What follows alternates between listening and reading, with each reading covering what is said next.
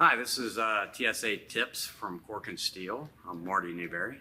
Today we're going to be going over how to check static pressure on a gas furnace.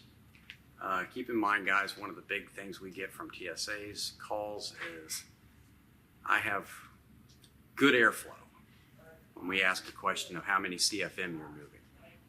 Good airflow or plenty of airflow is not a good answer. We're actually looking for a CFM number from you guys. So we're going to go over how to find that in a quick and easy way. You will need a manometer. This is a dual port manometer built by Philpies, but you could have a single port manometer and take two readings, one in the return, one in the supply. Now those locations are very important.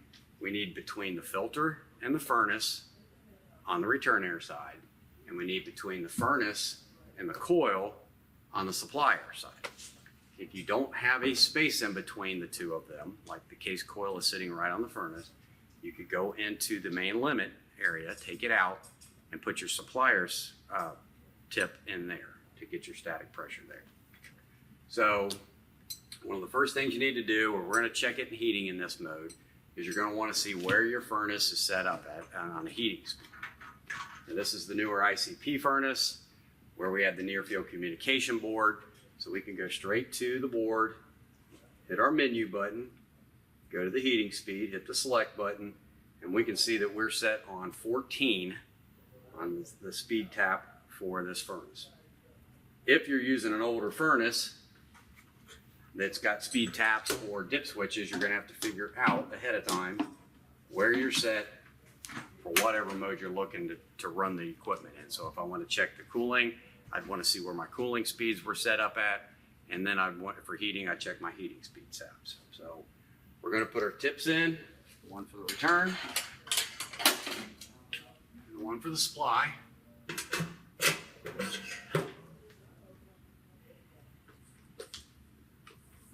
And hook my P1 to supply and P2 to return.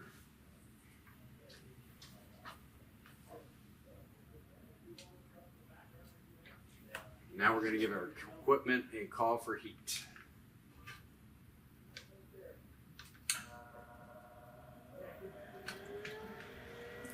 Turn the thermometer on.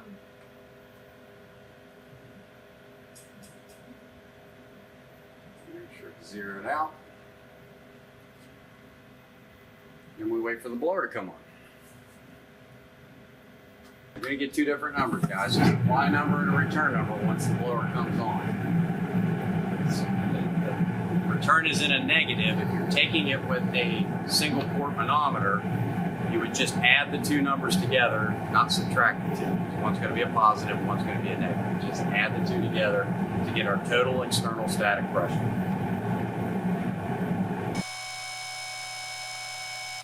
Blower's coming on, ramping up.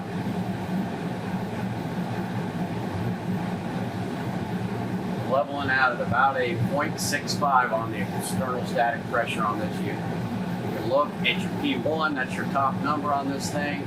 You can see your supply is a 0.38. You can hit the P1, P2 button, you see your return is a 0.28. Like I said, you can add those two together, and that comes up with your external static. At that point, guys, you're going to get your installation book off your furnace. You're going to go to your blower curve. Look at the model number on the furnace. This particular furnace is an 80,000 1716, 4-ton drive on it. And you're going to look at number 14 where we set the heating tap at. And look at 0.67. I'm going to round up to 0.7 because they go in tens on the increments. And I'm going to see that this thing is moving 1,230 CFM. On an 80,000 BTU 90 plus furnace, that should be enough to keep me from tripping my main limit and causing some kind of nuisance problem with the homeowner's calling. They should be done on a PM. They should be done particularly on a new install. You're not setting these up on an install. You're not actually setting your airflow on your heating and cooling speed. You're going to have problems either one season or the other. If you put the furnace in over the summer, you're going to trip limit over the winter, the first season, and you're going to get a nuisance call from the homeowner. So that is how we check static pressure on our equipment. We have to have it between the filter and the furnace.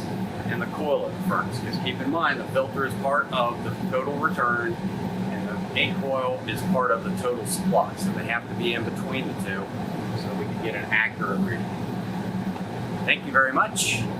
Stay tuned for other tech tips coming up.